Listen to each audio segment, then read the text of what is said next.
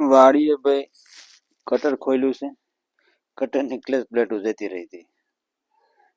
Operator ભાઈ ઉતારી લીધું છે એટલું. અહીંથી કંઈક વાગ્યું પાછું. ઉતારીને પાળ બાજુ લાવે છે. ખોલી નાખે. ખોલવું પડે ભાઈ તો ક્લચ પ્લેટો નખાય ને અંદર. તો ચાલો ઉતારી લે ભાઈ હેઠું. હવે હેઠું ઉતારી લે બસ. અને આવી બધી તકલીફ પડે ભાઈ કટર વાળાને. ગાળો વધારે પડી ગયો છે એવું કહે છે.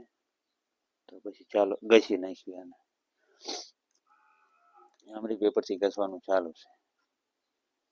ચાલો ઘસી અને આ જગ્યાએથી કાઢી ક્લચ પ્લેટો કાઢીને હવે જો ઘસવાનું થોડુંક રહ્યું છે.